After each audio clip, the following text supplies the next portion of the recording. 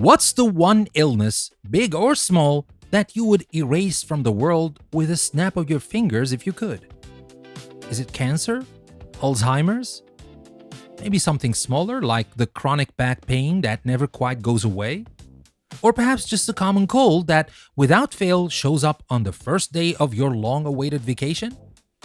Now, let's take that thought and turn the volume all the way up. Let's let that inner kid who used to build entire worlds out of Legos come out and play. What if a breakthrough happened tomorrow? A nanobot, a genetic key, some kind of shimmering blue liquid that could cure all diseases. Every single one, instantly. What would the world look like after the champagne bottles are empty and the global street party finally ends? I'm Danny, and this is a new Thinking Out Loud episode from English Plus Podcast.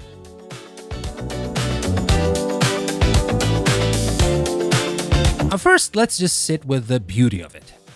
Imagine the collective, planet-wide sigh of relief. The end of chemotherapy wards, the silence of ambulance sirens that no longer scream toward a heart attack. Imagine never again having to watch someone you love fade away, their memories stolen by dementia. Imagine a world where the words, "it's malignant," are a hysterical artifact, a relic of a crueler time. The sheer weight of fear and grief lifted from the shoulders of humanity is almost impossible to comprehend. It would be a renaissance of the human spirit. We'd be free from the biological lottery that dictates so much of our fate. Grandparents could watch their great-great-great-grandchildren not just be born, but grow up, fall in love, and have families of their own. The joy would be explosive, pure, and universal. It's the dream we've been dreaming since the dawn of time. But okay, let's talk about the after party, right? The party's over. It's Tuesday morning in Utopia, and we have a problem. A big one. If nobody is dying from disease anymore, where exactly are we going to put everyone? Overpopulation stops being a theoretical concept and becomes a mathematical emergency. Your quirky downstairs neighbor who plays the tuba at 3 a.m.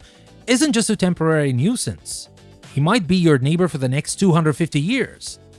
That traffic jam on the freeway, it's no longer just a delay, it's a permanent parking lot.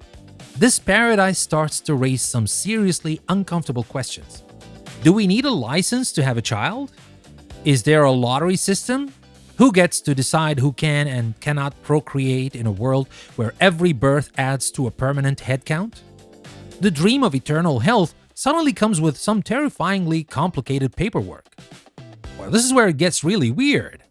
In our world, death is the great punctuation mark at the end of life's sentence.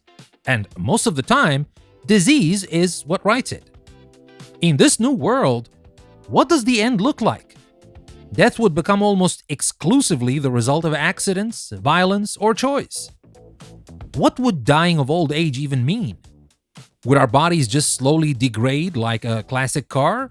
The knees go at 120, the liver at 150, the heart at 180, until we're just a collection of replacement parts?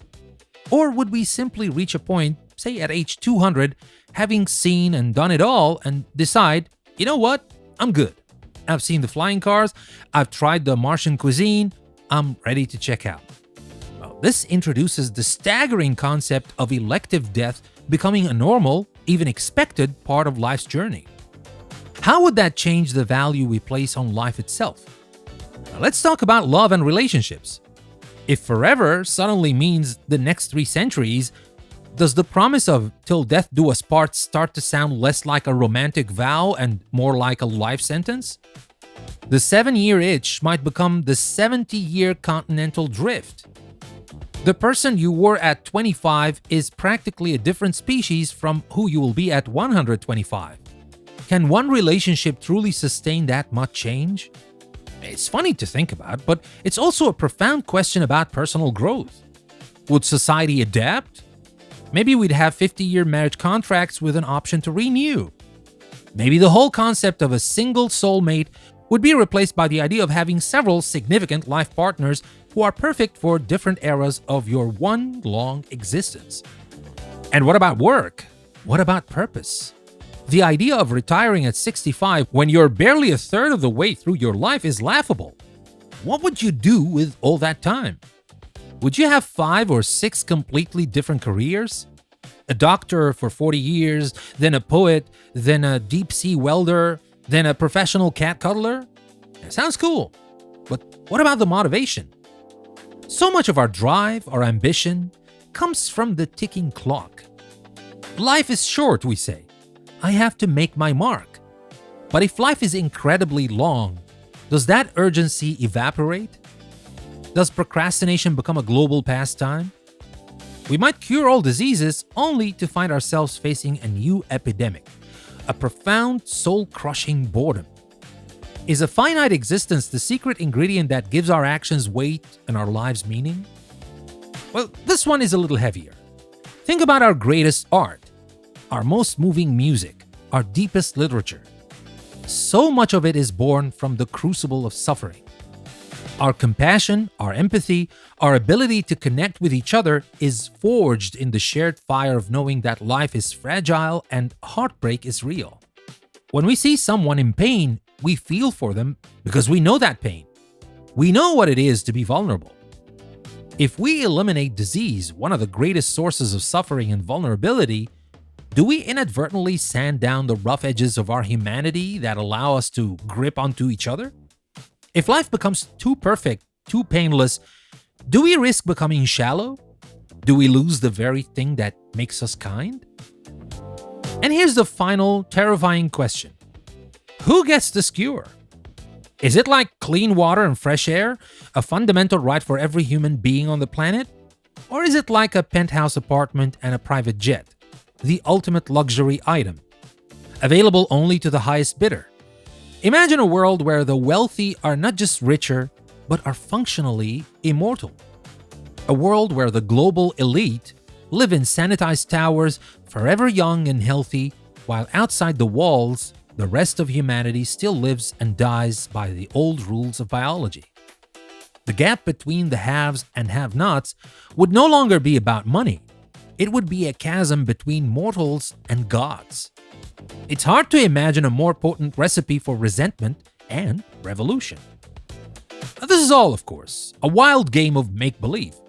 But the questions that come up are very real, and they are for us right now. They make us think about what we truly value in this messy, imperfect, and beautiful life we have. So let your imagination take the wheel. In a world without disease, what do you think would be the single greatest gift to humanity? And what would be the most terrifying new problem we'd have to solve?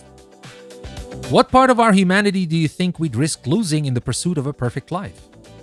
I'd love to hear what you think in the comments. Thank you for listening. That was another Thinking Out Loud episode from English Plus Podcast. I will see you again next time.